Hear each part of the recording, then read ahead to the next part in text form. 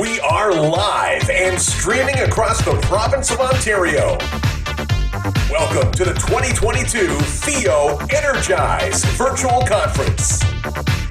Tuesdays and Thursdays in the month of March. 25 plus speakers. Dozens of important topics. Designed to motivate and inspire you to make a triumphant return from COVID. It's time to reconnect, reimagine, and refocus. Let's get energized. This portion of the 2022 FEO Energize Conference is brought to you by the Province of Ontario, Destination Ontario, OLG, and SmartServe Ontario. Please welcome our host for the 2022 FEO Energize Virtual Conference. It's our CEO, Dave McNeil. Well, good morning and welcome to our final session on the FEO Energize Conference. It's been a very busy and active month, and we've got an action-packed day for you to wind up our conference. Events like these don't just come about. They take dedicated staff and volunteers to make them happen. And I'd like at this time to once again give a big shout out to our team here at FEO, Deb Mann, Jay Nyhouse, and Pinky Eder for all the work they've done, you know, keeping everybody informed, working out with memberships and helping members along the way through this very difficult past 2 years. You know, it's been a monumental task on our end, working from home remotely and keeping everything going. So a big shout out and thank you to our staff. Really appreciate everything you guys have done for us. I'd also like at this time to recognize our conference team. Again, Deb, Jay, and Pinky. Marnie Lapierre, our conference chair, Landon Logie, our technical wizard, Tina Myers, Ann Barker, Amanda Murray, our awards chair, and Deb Bremner. You know, we just so appreciate everything you've done to make this happen. Thank you, everybody. And at this time, I'd like to also give out a big shout to Ann Barker and her team at Ticket Pro for all they do for us throughout the year and at conference time with our registrations and our tickets and everything else. Thanks to Ann and her team for all that you do for us. We certainly do appreciate it. Well, we're fortunate as we kick off our session today to have a Hall of Famer and a new Hall of Famer join us for this session. I'm going to introduce Darren Winger, who's going to moderate the session on reimagined festivals. And, you know, along with Amanda Murray, Darren and her have picked out a few good festivals to talk about and highlight. Darren, I'm going to throw it over to you. Welcome, and please introduce your panelists and your session. Thank you, Dave. Excited to be here. And yes, it's the last day of March and the last day of FEO Energize. And I'm sure over the last month, we've had a great opportunity to reconnect. Today, we're going to be looking at a little bit of the reimagining our festivals. And not only the three festivals that we're going to be featuring today, but also later on, we'll give you an opportunity if you have any success stories to share.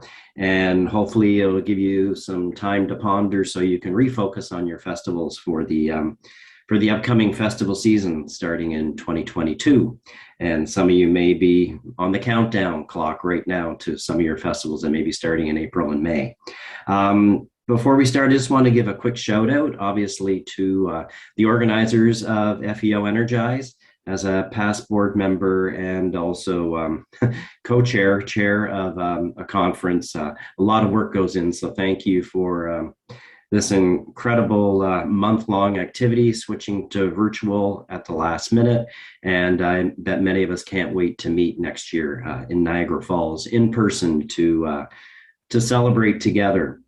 So today we're going to feature three festivals. We're going to start in Windsor talking about the Carrousel of Nations. We're going to go east along the 401 to Toronto to the Toronto Garlic Festival. And then we're going to end up in Ottawa at the Great India Festival. So we thought for like the first 15 minutes or so, 15, 20 minutes, we would talk to the three panelists and talk about, obviously, what was their festival prior to COVID, and then how they sort of had to, that word that we all love or hate now, pivot, and sort of reimagine their festival and what they did. And after we hear about the 3 festivals, then we're going to come together in sort of a little roundtable session and talk about what worked and what didn't work. Were there any aha moments, any best practices that they learned, and how they're sort of taking those lessons learned and incorporating them into what the festival will look like now and into the future. And then the last 15 minutes, obviously, we thought we'd open up the floor to you to ask any questions to our panelists, but also to, if you have any best practices that you want to share, just drop in the chat. Tell me that you would like to say something in that Q&A session about, it can be either a best practice or it can be an aha moment or like an oh my God moment, because we really know that in festivals, in an event planning, there really isn't a bad idea, but it's how we execute that idea and how you tweak it to your current market conditions. So I'm going to open the floor up if anyone else has anything to share in that last 15 minutes. Please just drop me a message in the chat and I can add you to the list. So we're going to start in the sunny south in Windsor in Essex County. Kathleen Thomas, as you had heard, has been inducted into the Hall of Fame this year. So congratulations, Kathleen. And Kathleen is the executive director that I've worked very closely with over a number of years at the Multicultural Council Society, a full service newcomer settlement organization. And their premier feature event for over 40 years is the Carrousel of Nations, which is an incredible multi-weekend event of multi-stops around the world, all within our local community. So Kathleen, I'll turn it over to you to talk about what Carrousel of Nations was like pre-COVID and how you sort of pivoted and what you did in the last couple of years to keep the Carrousel of Nations live and active and front and center in the minds of people in Windsor and Essex County. Thank you, Darren. And thank you, everyone. I'm really thrilled to be here and to share our festival experience. I'm also here to learn from other people's festivals and their experiences over, especially through the pandemic. And part of, I think Darren talked about, the Multicultural Council is the organizer of the Carrousel of Nations. So I just want to give you a little background of the MCC. I'll refer to it from here on in. And I also have a presentation I can send out later to everyone. So if you need that, just let us know. The Multicultural Council is a nonprofit charitable organization that does a number of multiple services to the community at large, such as settlement integration, a welcoming community, a number of like over 20 programs. And I think, Darren, you talked about what we did. And we were formed in 1973 by local ethnoculture community groups who want to preserve their culture and share their culture and tradition, but also help newcomers coming into our community. And from there, they established a festival back early in 1974, 1975 through a grant. And it was very successful, and they had 27 ethnoculture groups coming together to have a great festival over one weekend. Actually, it was for 3 days. From there, they discovered that it would be great to do Carousel Nation, and that became what the name was, Carousel. And the Carousel is a double R, and it's a French carousel. That's how it was created at that time through the community partners that were in Windsor. And so since 1976, Carousel Nation takes place over 2 weekends across of our community around the city. Initially started at one location and then branched out to community clubs and organizations across the community. Each village opens their doors, inviting all visitors to share their cuisine, entertainment, culture, and heritage. And the success of the Carousel falls squarely on the shoulders of the village chairs. These are all volunteers from the community. They're very strong ethnocultural communities, both long-term and some emerging new community groups are part of the Carousel Nation.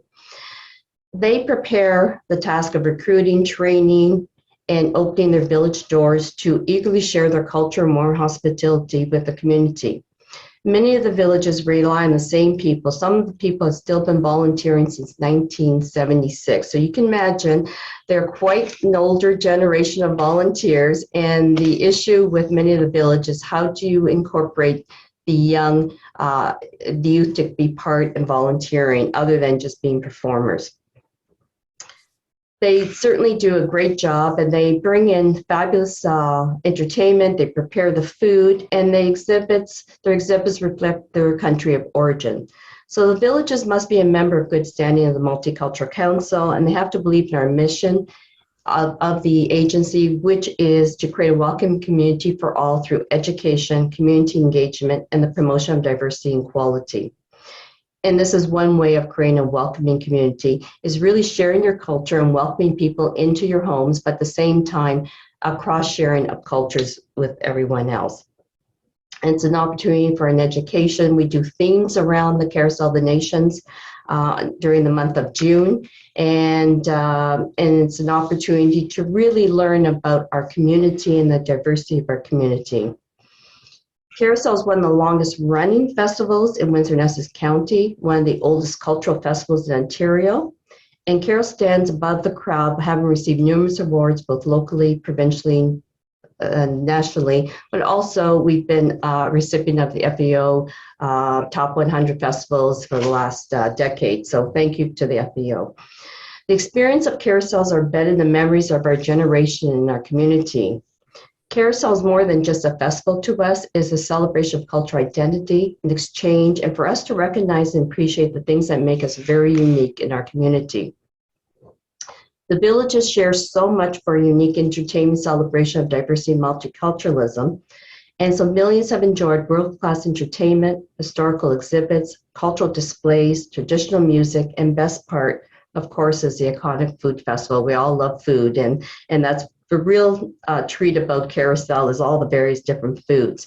So there's probably about, it changes from year to year how many villages are open. We call them villages, some places might call them pavilions, but you actually go into the Hungarian village and you have a whole experience of being in Hungary with all the entertainment, the exhibits, the food, and the individuals and the volunteers that are there to welcome you into their country. And so this is what happens. So you travel around from village to village. So it'll be the Ukrainian, it might be the Polish, it'd be the Italian village, it'll be the Nigerian village. So you get an opportunity to travel and visit and enjoy the food, visit the culture, and really experience traveling the world without leaving home. What happens is we host monthly meetings with village chairs, and takes place immediately after the festival finishes in the end of June.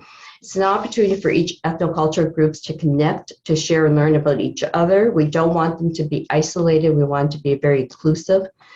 And we are responsible for the branding of the festival, all the promotions and marketing, providing the guidelines and regulations. And everyone knows with festivals, there's so many regulations, and it's getting so much more between the Alcohol and Gaming Commission, the health units, policing, fire, etc. So there's a lot of work to be developed for a lot of volunteers who are all volunteers at the festival. So we support that, we help them to create those.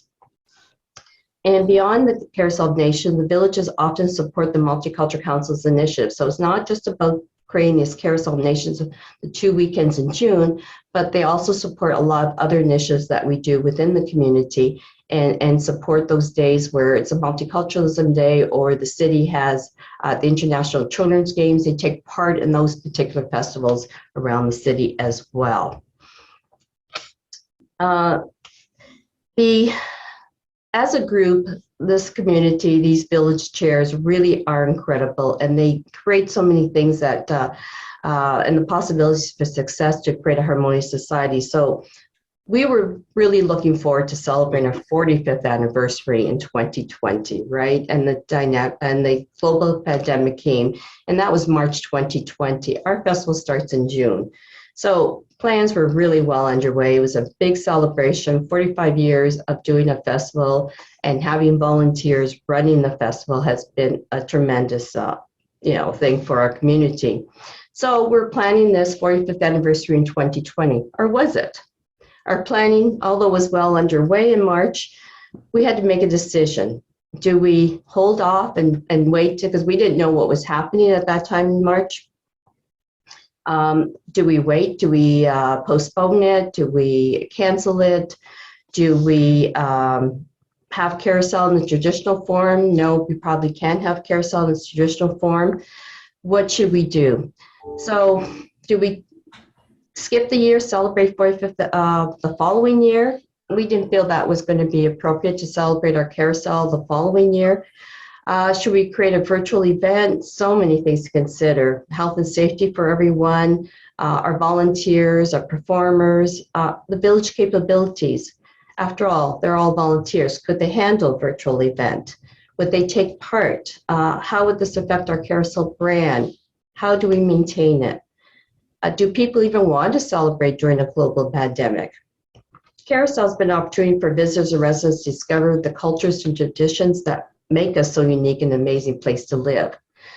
We've had to pivot so many times in the past over the years, having our one location to across the city and various locations, to expanding into the county, to being located one time at the river when we expanded onto Carrousel by the river as well to Carrousel on the city, to a city strike where it really affected all the Carrousel villages, to Red Bull when our site was given up to Red Bull so that they could have the Red Bull in our community.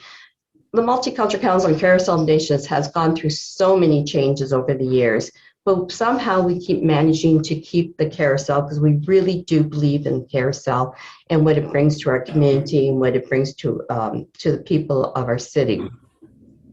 So we figure we've been through this several times and we survived. So I think the decision was easy. For us, Carrousel is more than a festival, as I talked about. It's part of our identity, it's part of our community.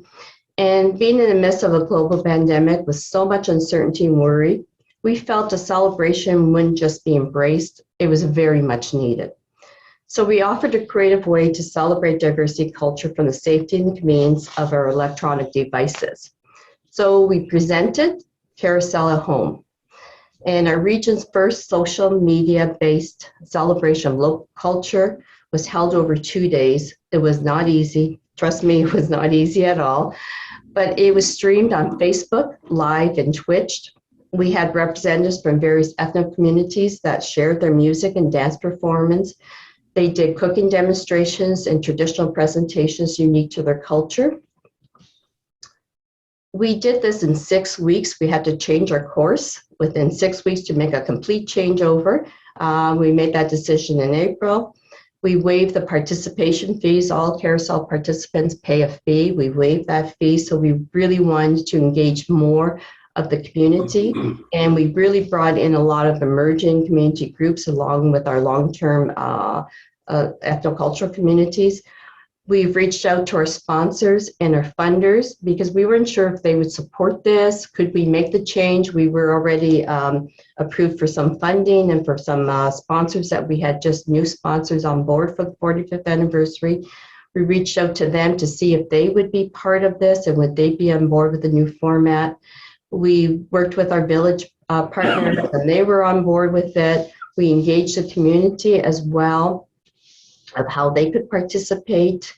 We did filming of the performances. And again, it was very difficult to do some of this filming of performing groups because, first of all, you couldn't get together. It was a pandemic. People were isolated. So it was either at someone's home where it was a family of the part of a dance group that would come together and perform, or on the street with, within those family groups. So you couldn't bring the whole dance groups together. We did the cooking, filming of cooking demonstrations. We had one person that did all the videotaping, and of course, with social distancing in mind and keeping our health requirements. It's important to have an incredible and creative team. We invite our local ethnocultural restaurants to be part of this as well, so that they could do as part of the 2 days, we offer the takeout service and delivery, as well as some of the villages participate with the takeout as well. And so that became, I won't talk about the success because we're talking about that later. I'm just talking about how we did it. We held meetings with our local health unit to establish safe guidelines and make sure everyone had masks and sanitizers. We provided everybody with all the required equipment. We engaged our community leaders, from the mayor to the warden to local known leaders in our community, to send messages and to promote this. And we had over 50 messages, and that was kind of put in between the segments of all the different performers, and through the Facebook and through live and through Twitch. We introduced each segment of we had a show host, which was a Carrousel Nations chair, which is our president of the Multicultural Council. And then we thought, okay, we made it. So we went through this, and we're looking forward to 2021. We're going to have Carrousel Nations, the traditional form, and then we all know what happened then. So second edition of Carrousel happened, Carrousel at Home, but we did it with a little different way. We had a little more time to plan. We already had some experience through the first wave. So with early planning, we created a different format. We pre-taped videos that were shared on our website and social media, and we had participation of the villages, do more of the takeout food, and we engaged with a pre-taped show on our local TV cable. So it was called Rhythm of the World to watch, instead of doing a live through Facebook, Twitch. And then we added some new elements. We had a mural developed that was a huge mural, I think 16 by 28, that captured 10,000 photos of Carrousel over the 46 years and created a fabulous image. And within those images, you would find the 10,000 photos, and it was incredible. And it's erected at our largest mall in Windsor. So people can go. And so that was another area that we decided to add to it. And we also created youth ambassadors for the first time to do a lot of social media and speaking on behalf of the Carrousel. So that's how we pivoted for Carrousel around the city, which has over 200,000 visitors, to an online and to other elements that we introduced. Great. Well, thank you, Kathy. There's a lot of good little tips in there. I'm sure people can tweak on and maybe contacting you after the fact just to get a bit more information. So we're now going to go up the 401 to Toronto and to Peter McCluskey with the Toronto Garlic Festival, which is held in the fall at the Winchwood Barns. And if I can probably say that Peter is everything garlic. He conceived the Toronto Garlic Festival and also the celebration of Ontario Garlic Week, and is an author about garlic. So Peter, I turn the floor over to you. Thanks very much. I appreciate it. Can you hear me? Yes. Yeah, good. Yeah, so it's a pleasure to be here. Thanks, Festival and Events Ontario, for this great conference and the honor of participating. So Toronto Garlic Festival was founded in 2011. It's an Ontario not-for-profit. And in a typical year, the festival would run on the third Sunday in September, get about 4,000 visitors over the day. And the last few years, it's been at Artscape Winchwood Barns, which is at St. Clair and Christie Street in Toronto. It's an area of about 20,000 square feet. And we would have approximately 70 vendors. And they include garlic farmers selling their summer harvest, many heirloom varieties of garlic, marbled purple stripe, porcelain, among other varieties, and farmers coming from across Southern Ontario, some driving as much as 3 hours for the 6 a.m. setup. We have also feature Ontario distillers, wineries, and even have had participation from regional tourism and economic development offices, including Wellington County and Grey County. They partnered with us to feature their local producers from their regions on a couple of different years. So a long-standing thing of Toronto Garlic Festival has been our connection to rural Ontario producers. And in fact, that was a first clue when we later came up with Ontario Garlic Week.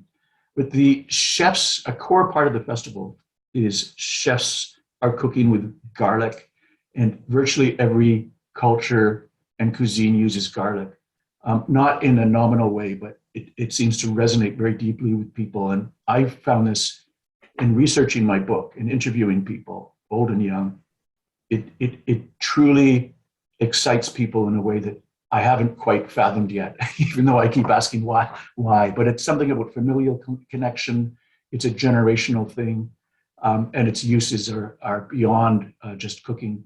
We invite a lot of mom and pop restaurants and caterers to participate because we're wanting a core aspect of the festival is to show off the different cultures using garlic. So the festival is a cultural celebration with food and garlic as kind of the driver. And part of that naturally then is to invite chefs, sometimes from small restaurants, mom and pops, as I say, to participate. We have many garlic desserts. And the reason for that is these are desserts that taste really, really good.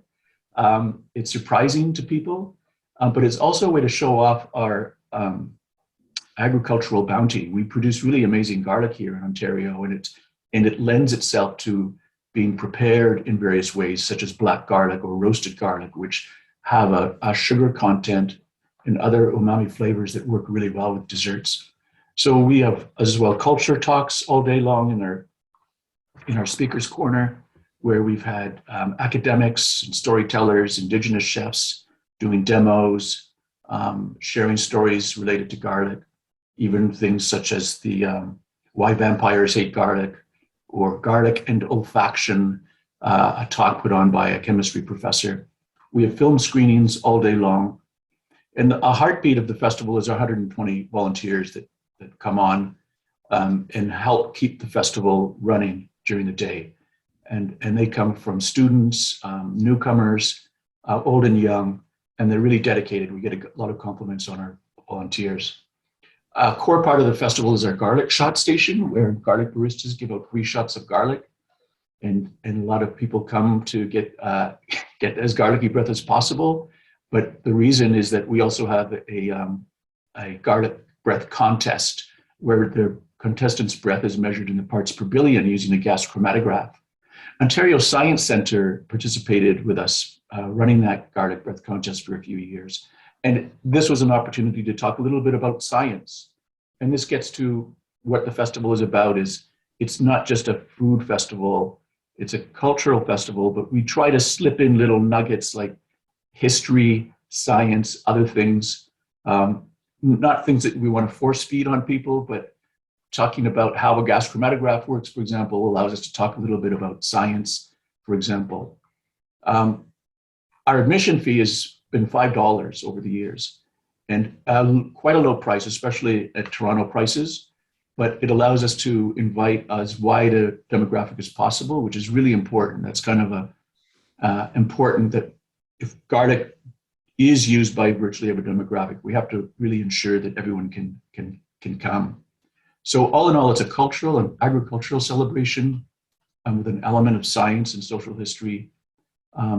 And it's an opportunity for festival goers to try a new dish and to see other cultures enjoying garlic. And it's this shared celebration of garlic that what makes it an inclusive celebration. So in 2020, we went virtual. We didn't even think to have the festival in its traditional format. So we had talks over 5 days, all virtual, and it was an opportunity actually to bring in people that we couldn't otherwise. For example, David Zilber grew up in Scarborough and went on to become a brilliant chef, working at the Noma restaurant in Denmark, and co-writing a book on fermentation. And David, although he was living in Denmark at the time, participated in a virtual discussion with architect John Ota. John Ota wrote a book about historical kitchens. So it was an opportunity to bring in people we couldn't otherwise. And so that was a silver lining in having to put on a virtual festival in 2020. Then 2021, things were looking good. We had a grant, thank you to the Ministry of Tourism, and we realized by August, thereabouts, that we just could not put on the festival. It was looking kind of shaky. And we had our funding not confirmed until August. So what to do? We wondered, how can we do this? What can we do where we wanted to have a 4,000 person event in a space of 20,000 square feet? What else can we do? So we looked at the 5 or so things that make up the Toronto Garlic Festival, all the parts. And one of them is all the vendors, the things I just described, vendors coming from across the province. So we had a relationship with many rural participants. And we looked at, and we understood our importance, in a small way, our contribution to rural economies. And we looked at the state of the food and beverage industry, staff issues, not really wanting to go to events. They were in a, I'd say, survival mode. And we also looked at consumer attitudes, including the level of trust in large gatherings.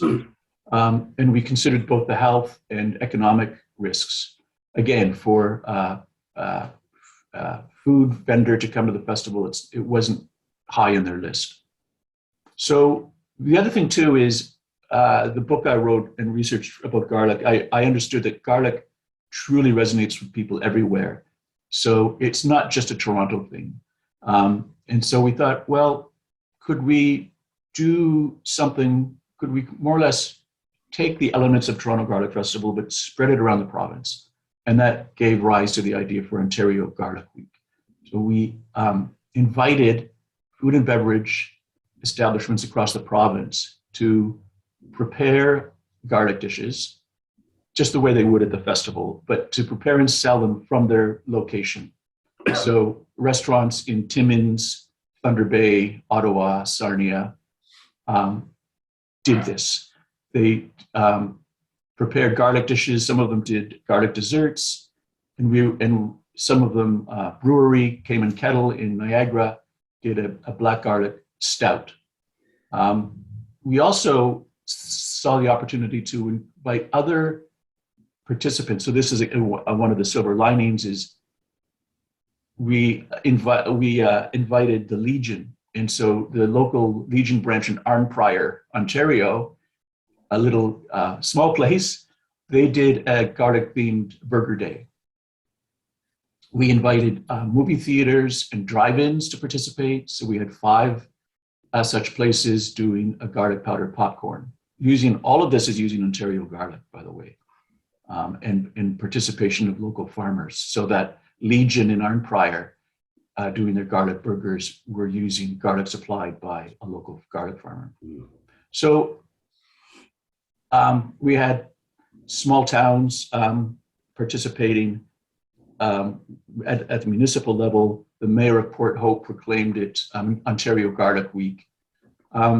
So it was, I would say, successful given the circumstances, and there were a few aha moments. And one of them is that we actually are planning to put on Ontario Garlic Week in 2022. We see the potential for this to be an annual event and to reach rural places in Ontario that couldn't otherwise participate.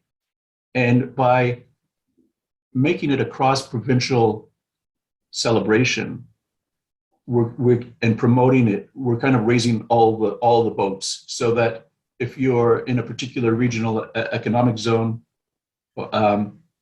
you may not be well heard in a place like, say, New York State or the Toronto media. But if we're promoting them and other places doing something to do with Ontario Garlic during Ontario Garlic Week, they can be heard. So we also had some interesting sponsors last year, and not only Ministry of Tourism, for which we're thankful, but Maple Leaf Sport and Entertainment came on board, McCormick's, the Spice Company, Ontario Beef. And last year, we invited them to a lunch, which was hosted by the head chef of Maple Leaf Sport. And the lunch featured products from those companies, so beef and spice, and even wine from an Ontario winery. And we were talking about the virtue of all of these great Ontario products, but the star, of course, was Ontario garlic and how it featured in the dish. And married well with the beef, for example. So we see that as another aha instance where, gosh, we can build on this in 2022 and using Ontario garlic as the hub, cross-promote other Ontario commodities, vegetables, legumes, meat and poultry, etc.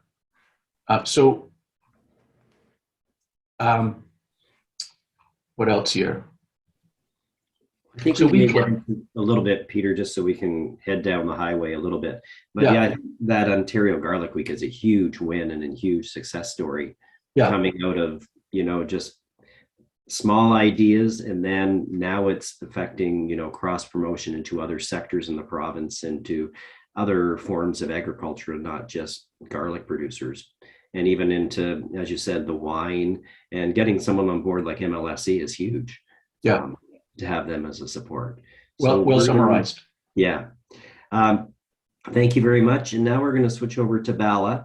And Bala is the founder of the Great Indian Festival in Ottawa, formerly known as the Festival of India. And Bala came to Canada in 1991 from India, and where he joined the University of Ottawa as a visiting professor. And currently he works for the Government of Canada as a cybersecurity domain specialist. So Bala, welcome to the group, and tell us about your experience with COVID and reimagining the Great India Festival. Thank you, Darren. Good morning, everyone. On behalf of the Great India Festival, as mentioned already, the is called Festival of India. I thank the festivals and Events Ontario and the team for organizing this FEO Summit, and also conferring the Achievement Award for the Great India Festival. Thank you. Almost every event and festival is unique and distinct. TGF, that is the Great India Festival, is not an exception in that sense. We are distinct in a few ways. To my knowledge, we are the only festival of this magnitude in North America that prepares food on site, everything done by the volunteers. It's not outsourced to any one of the restaurants. Food is one of the 5 major themes of the multifaceted festival, so much so that we can call it as a food festival. In the food, basically, we give preference to the authentic ethnic food from different parts of India. It's all made fresh by volunteer chefs, as I mentioned. Masala dosa is one of the popular items which is there across all the days, generally 3 or 4 days of a festival. It used to be 3 days until 2018, so it has become 4 days from 2019. Vegan, vegetarian, non-vegetarian are the different menu items on each day. And even the popular butter chicken, which sometimes doesn't find a place in the menu. Meaning that we have so many different varieties of menus, though all of Indian origin. Street food, snacks are also a specialty, and mango lassi is also prepared fresh on site. We do have matching local wines and microbrewery beers that are arranged to be basically matching with the different food items that we have. I mentioned that food mainly because continuing with the Garlic Festival, the other 4 major themes of the festival are entertainment and through dance and the music. In Ottawa, we are more popularly known as the Music Festival. We give the balanced preference to the classical music, folk music, fusion music, covering all genres in that sense. It's the same thing with the dances. Education is also part of our main themes, like we have panel discussions, workshops on culturally or socially relevant topics that are relevant for both Canada and India. We do have heritage exhibits based on the handicrafts. Yoga is one of the projects that we have taken up, which has a holistic approach to mental and physical health. Our mission is to enhance intercultural connectivity. For that, we have a special project called Connecting Canadians Culturally. This project started in 2017 as part of the 150th anniversary celebrations of Canada. I invite all of you to participate in this project or the activity. Simply put, it's this way. You, as the host, can invite a friend or a colleague and his or her family to your house. The only thing is the guest has to be from a different culture or ethnic background. Then you introduce, you share your culture and the heritage so that your guest would appreciate the value of your culture and heritage. So the items that you would like to present all depends on you. Whatever is you're proud of your heritage or the culture, what type of food you prepare, what type of how you worship, anything that you feel that relevant, that could be significant so that the other people could share. The main point for that project is that in multicultural Canada, there are some biases, prejudices that arise mainly because of the ignorance or lack of understanding. So this project, I think, would help bridge that gap even in a smaller way. Usually ours is a 3-day event, then we graduated to 4-day event. It is an outdoor event at the Marion Duer Plaza in Ottawa City Hall. The best attendance we had was in 2018. We had almost 20,000 people who attended this one. On the occasion of the 2021, the 10th anniversary of our festival, we plan to expand to cover 10 days throughout the year. But due to COVID pandemic restrictions, we finally decided to go virtual 100%. That instead of paying attention to the 20,000 people that come to the festival, we thought we would reach out across the world, targeting 200,000 people as a goal. Many times, one person or a small group can make a big difference. So is the case for us in 2021. We had Rupa Tungaturthi. She took the role of the Vice President Marketing, and she came up with the following strategy. We had, right from the beginning of the year, we were prepared for the virtual festival, and then we had this following series. Dashojwala Prajna. Dashojwala means the 10 times, referring to the 10th anniversary. Prajna is the merit. So we promoted professional artists through a bi-weekly program on Omni TV. So basically this targeted most of the Ontarians and also the Canadians. A segment of it would also reach the worldwide, primarily North America and India. The Shojwala Utsav is a festival. I mean, these are all Sanskrit words that we adopted to capture the attention of some of the people of the Indian background. The Shojwala Utsav promotes the budding artists and the amateur artists. So we have given a bi-weekly presentation on the social media for that. Another project we have taken up, which has become very successful, is for 100 consecutive days, each day we came up with a 1-minute video clip showcasing different aspects of the culture and heritage of India. It could be the music, the dance or yoga, etc. We call it as Knowing India project. We also have started Bharatotsav International, a competition calling the artists across the world, and reached out to more than 1,500 art schools and studios, mostly in Canada, USA, and India. Yoga in Canada project is the one that we have taken up to make sure that virtually, though we cannot meet, we could get the advantage of the digital technology. So currently we have 10 yoga sessions, virtual sessions every week, and these are all open to all and also free to all. Our festival basically covers 4 days now.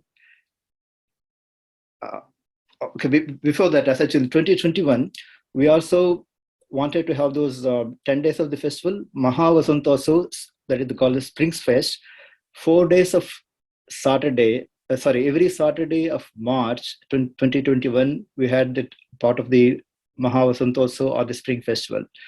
We took 3 or 4 different themes.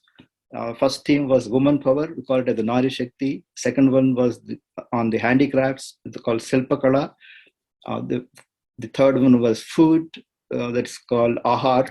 And then the final one was on culture and heritage, which is called as Sanskriti. We have collaborated with the local artists and gave special menus and then gave arrangements for takeout or the delivery for that. So that is the contribution we made to the local restaurants or businesses in that sense. We had an event called Samanvaya, a festival of togetherness as part of the Asian Heritage Month. That was on May 22nd last year. Yoga in Canada in Summit on the June 21st, which is declared as the International Day of Yoga by the United Nations. We took the opportunity to have Yoga in Canada Summit for the first time in 2021. The Multiculturalism Day, June 27th, we took the opportunity of celebrating multiculturalism by a festival called Samhita, Celebration of Multiculturalism. This basically had a theme of Canada celebrates folklore. 14 distinct storytellers from 14 different countries, but who reside in Canada, are invited to give a folk story for this presentation. Our final flagship event was basically the Mahabharat Utsav, literally translates to the Great India Festival. So this was there in August for 4 days with the different themes: East, West, North, and South. This year, being the 11th anniversary, that's in 2022, we plan to have similar in-person festival events for 11 days. The 11th day is going to be in November. November is declared by Ontarian government as the Hindu Heritage Month. So in that context, we would like to have a festival called Samskriti Darpan, translating it as a mirror of the culture and heritage. So with that, I thank the FEO for giving this opportunity for the presentation. So the Great India Festival, its tagline is diversity, share it, embrace it, and celebrate it. Thank you. Well, thank you, Bella. Thank you very much. We're now just going to open the floor to the 3 panelists and talk about what worked, what didn't work, any lessons learned. And I think from all 3 festivals, you're seeing some similar trends in creating new opportunities. And Peter, I'd like to circle back with you and talk about, obviously through your reshifting, creating a provincial, celebration of garlic is significant, and introducing, the opportunity to, some major players, some major sponsors, I think also is significant. So how do you take that and obviously the exposure of going provincial and bringing it into your in-person festival, that we're planning on, for 2022? How are you going to blend all of that in together? Yeah, good question. So Toronto Garlic Festival is going on September 18 this year. Ontario Garlic Week is September 23 to October 1. In an ideal world, Ontario Garlic Week might culminate with Toronto Garlic Festival. That would be nice. But Toronto Garlic Festival has been anchored on the 3rd Sunday of September from the beginning. And we didn't want to move it. It's known to be on that date. And Ontario Garlic Week is in that time period, September 23, October 1, because we've learned that it's somewhat more or less a shoulder season, soft time, slow time for rural tourism, food and beverage. The Toronto market, I understand, is busy year round. It doesn't so much have a shoulder season. And so if we're going to truly serve the interests of rural Ontario economies, you need to look at that. And therefore, hence the date, September 23, October 1. And so it's blended. To answer your question, it's while we're doing Ontario Garlic, we will be talking it up in the weeks and months leading up. We'll be mentioning Toronto Garlic Festival as much as we'll be mentioning all the other garlic festivals that go on in the province of Ontario. So the promotion may be blended, but the events themselves are on separate dates.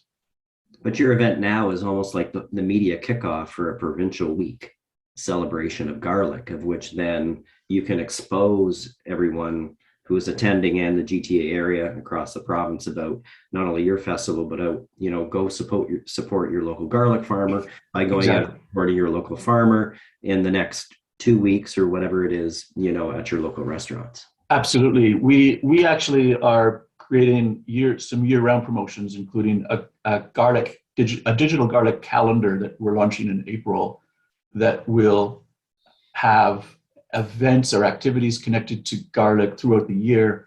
Included with that would be mentioning other garlic festivals and even other festivals. We promoted other festivals over the years, but we'll do that in a more concerted fashion. So, for example, getting back to just garlic in Ontario, we can promote scapes in June, for example. Mm-hmm. And we can do this cross-promotion of Ontario commodities. So there is probably a turkey day and a beef day and a vegetable day. There's a day for everything. And in our calendar, we will have recipes, among other things, that feature those items, but also garlic. So garlic, again, is the impresario, the traffic cop, and that can be used to promote other events and cultural holidays and Ontario commodities. Well, I know for one, I've already marked in my calendar, September 18th, and I'm sure many others have, just tweaking their curiosity on, coming to Toronto and experiencing, Toronto Garlic Festival, and even incorporating the Ontario Science Centre, an agency and attraction of the province of Ontario, and having them on board too, and doing that, even garlic testing. That was quite interesting. And I'm seeing some similarities, Bala, with yourself, because Peter, probably a couple of years ago, you had never thought of creating, Ontario Garlic, week celebration. And Bala, 11 years ago, you were focused on a 3-day festival, expanding to a 4-day festival. And now you're an 11-day festival over the entire year. And not only that, but now you're going international. So you're actually exposing local artists to an international platform. And internationally, you're exposing people to your festival and hopefully maybe they'll travel to your festival in future years. So Bala, any other takeaways, wins that you see from your experience in the last 2 years, having to sort of reimagine your festival and sort of tweak it to the virtual component, and wins of going virtually? Yeah, I think virtual gave us a new door opened. Basically, we were earlier thinking of only locally, like say whether the patrons are from Ottawa or the nearby cities. This gave us an opportunity to look at, let's say, how the other festivals are, the other artists are interested in. So when we reached out to particularly the artists, musicians and the singers or the dancers, etc. So there was a lot of participation. So we could say so much so that we had 8 countries participated in the Bharatotsav international competition. Many of them are youngsters. So, and the talent was amazing. That really showed that, okay, it's not just the professional artists that could contribute to any event. There are lots of amateur and budding artists that we could also give a platform for them to participate, and then it would be beneficial to most of the patrons. So that is an eye-opener for that. Particularly the COVID has given that opportunity. Otherwise, probably we could have been thinking only the local patrons, etc. Yeah. Wonderful. Well, thank you for sharing that.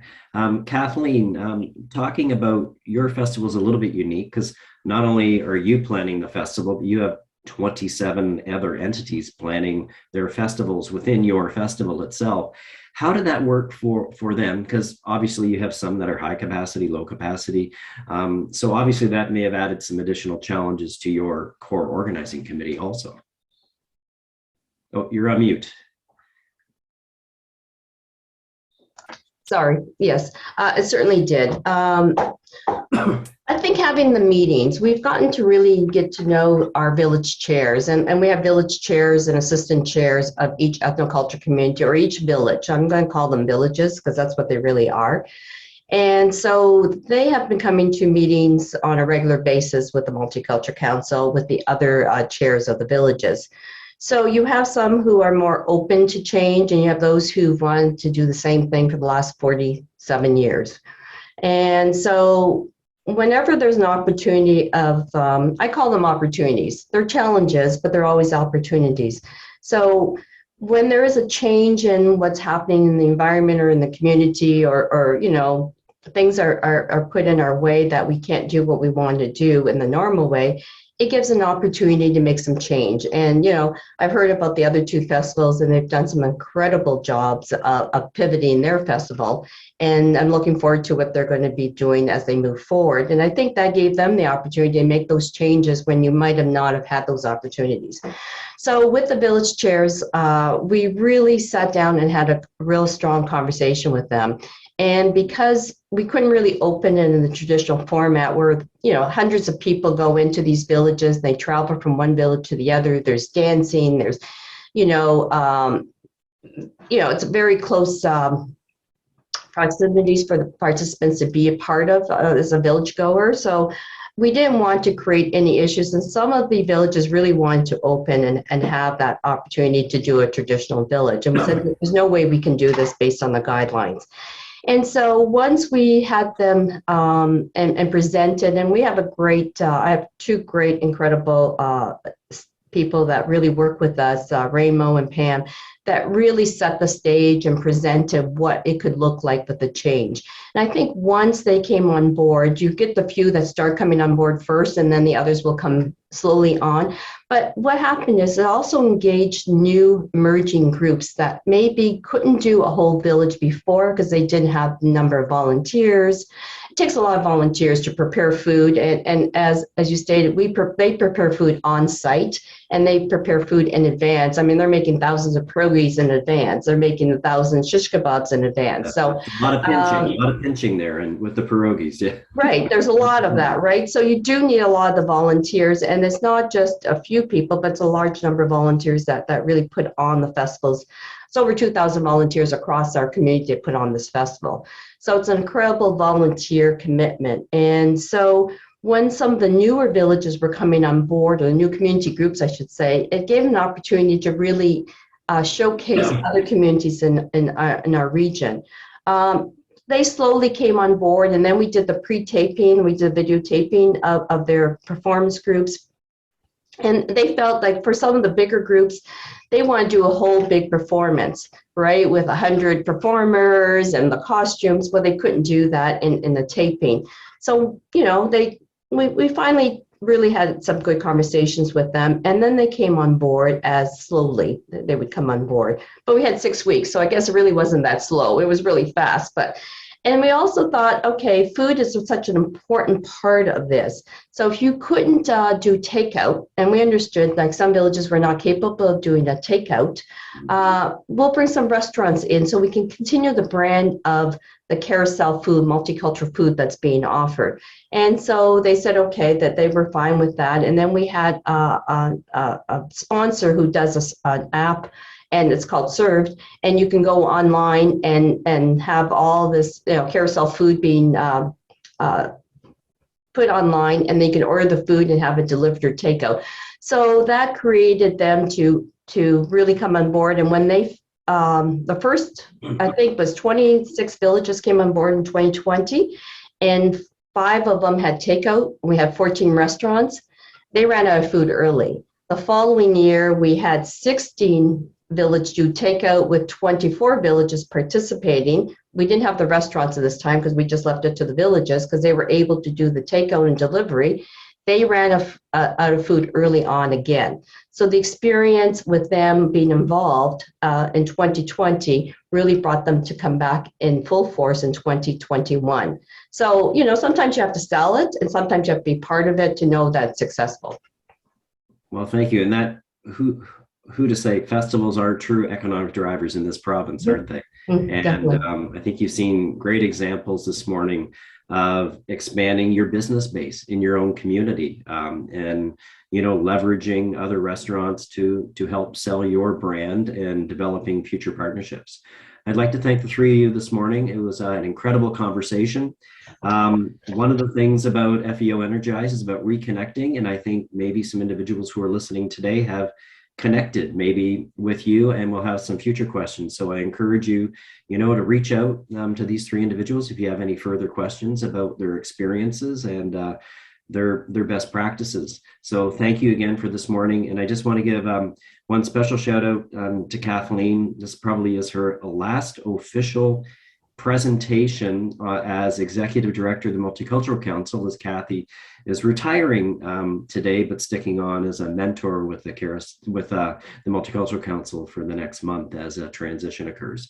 So a bit personal to me because we've been friends for a lot of years. So thank you for everything that you've done for the community and for Carrousel Nations, and hope to see you in person at Carrousel, where hopefully you're enjoying more than just stressing about the event planning of the day and of the weekend. So you'll see me eating, drinking, and dancing away to all the carousels around the city. So thank you, Darren, and thank you to the FEO.